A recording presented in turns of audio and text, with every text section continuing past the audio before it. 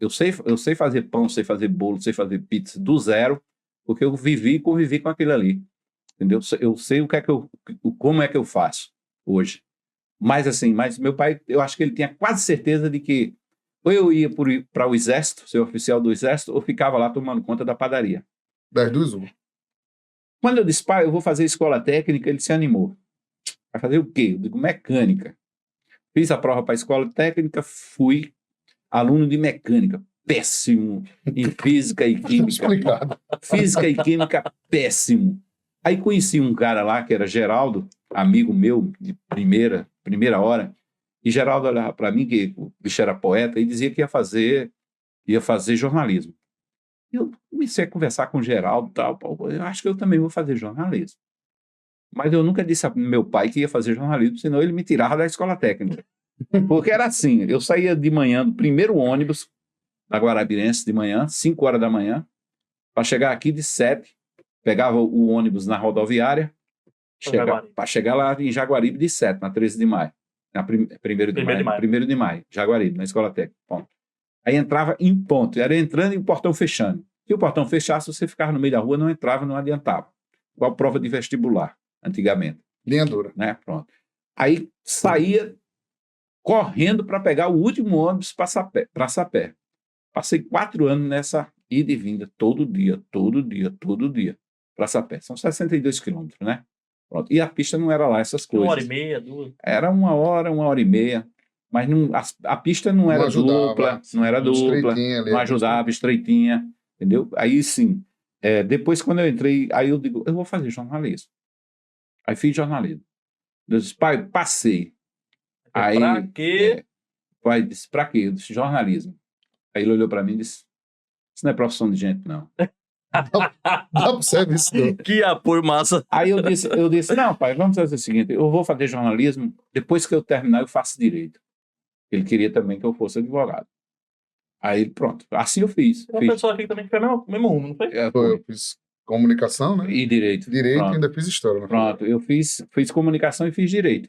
Que bom. Agora, direito eu fiz assim, meia boca, né? Mas advoguei. Fez só para trazer o diploma pro pai, tá aqui. Não, mas assim eu advoguei. Advogou mesmo? Tirou a OAB? Advoguei direito, eu tenho uma OAB, tudinho, registrada. Né? E advoguei mesmo, já tive escritório com o João Cirilo, que era o filho de Ianco Cirilo, e Breno Formiga. Breno hoje está em Santa Catarina, com os primos lá no escritório dele. E João Cirilo se aposentou da Assembleia, que era procurador da Assembleia. Na época teve uma coincidência, Arthur Cunha Lima assume a Assembleia, chama João Cirilo para ser o procurador jurídico da Assembleia, que ele é efetivo, e me chama para ser o coordenador de comunicação. E Breno está indo para Santa Catarina. Resultado, fecha o escritório. Não tinha como. Cada um seguiu uma trajetória. Não tinha como conciliar. Porque direito toma muito tempo. Assim como jornalismo também toma muito tempo. Aí, assim, a gente resolveu fechar. Mas a gente passou aí 2 anos, 3 anos e meio. Foi na época que eu tinha saído do Correio, fui chamado para trabalhar com ele. Mas onde foi a tua primeira oportunidade na comunicação? Na comunicação, primeiro, eu terminei comunicação, quase entro na Rede Globo. Foi mesmo? Porque em 1986, eleição de Tarcísio Buriti, a Rede Globo fez um projeto aqui, a gente estava no último período do curso. A Rede Globo fez um projeto aqui de colocar 2 estudantes de jornalismo para andar a Paraíba e distribuir moedinha de orelhão, certo?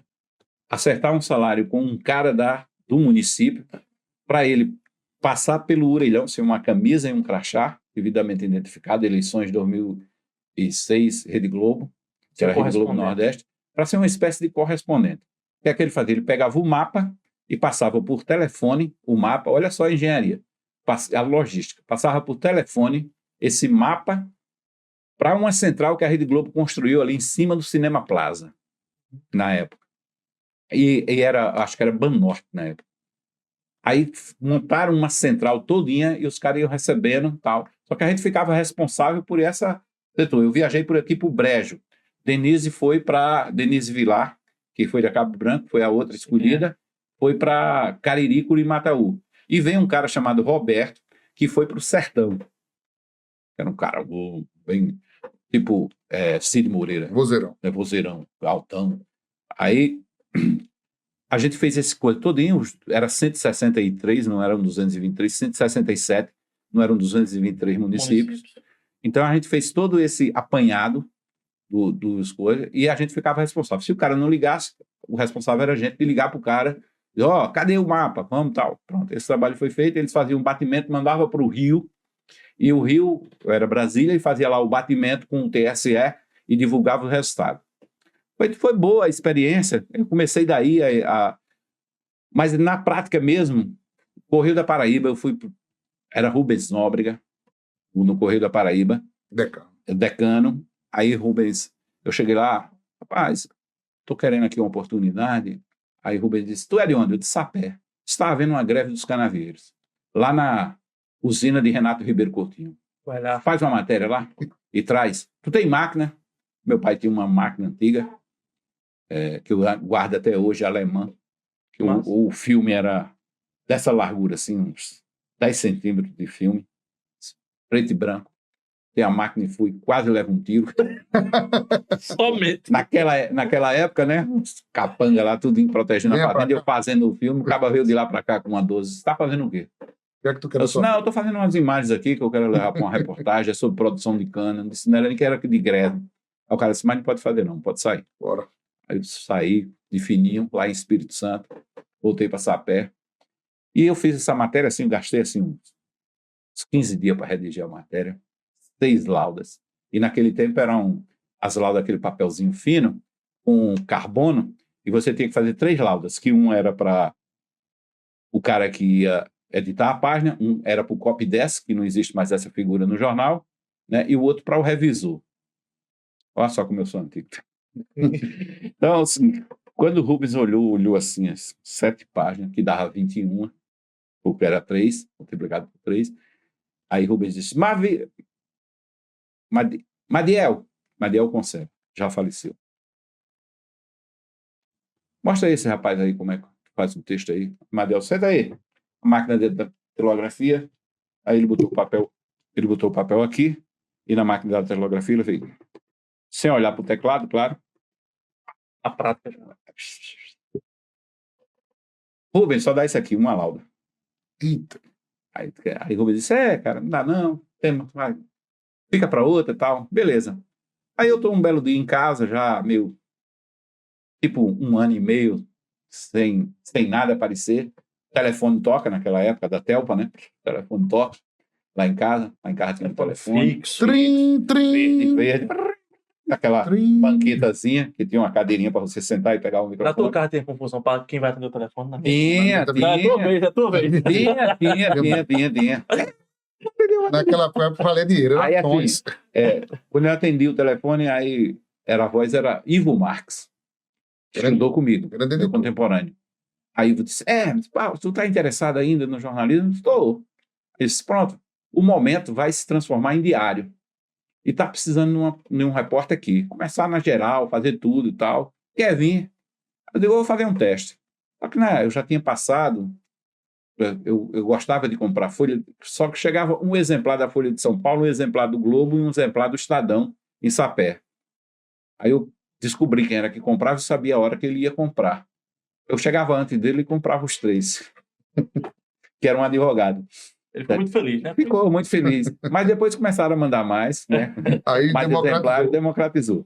Mas assim, eu comprava e olhando, lendo os textos, principalmente política, economia, para se inspirar, para ver onde é que foi que eu errei naquela matéria aqui.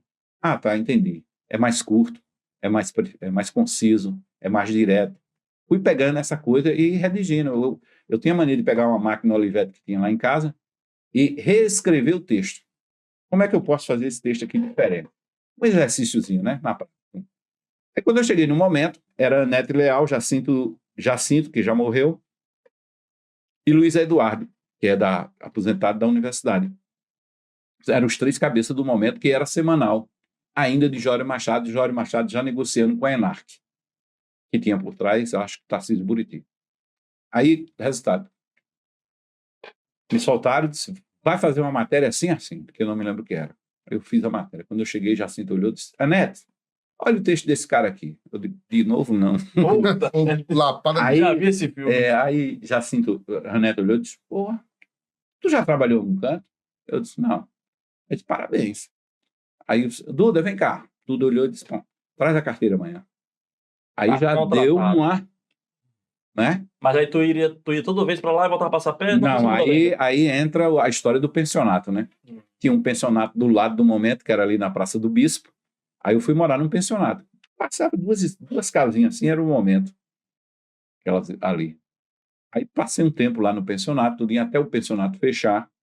Aí depois eu fui para outro pensionato, né? E aí eu já estava mais consistente, porque aí eu fui. A Cabo Branco apareceu, aí levou Joanildo, levou Saulo, levou Giza, levou Ruth, que tudo era do momento. E que era um timaço, né? Era um timaço. Era uma Tudo, constelação. mas todo mundo conversando, né? José Vieira Neto, Olha só, um timaço. José Vieira Neto, Outro grande. levaram todo mundo para lá, né? Na NH6, pronto.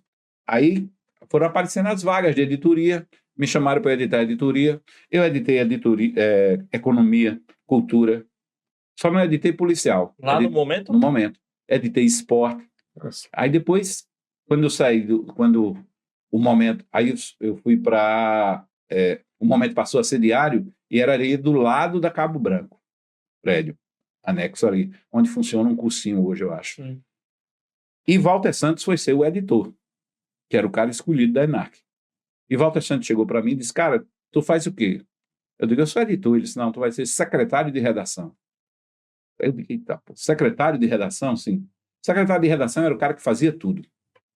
Resumo, você fechava o jornal todinho, lia todas as matérias, via todos os títulos. O que saísse errado era culpa sua. O que saía de certo era mérito do editor. Entendi. Entendeu? Não ia fazer nada, então, né? Praticamente. Mas era assim que funcionava. Sim. Entendeu? O editor funcionava assim. Aí tinha o secretário de redação, tinha o editor adjunto e tinha o chefe de reportagem, que era Zé Carlos dos Anjos, que já faleceu, e Gilberto Lopes, que era o chefe de reportagem.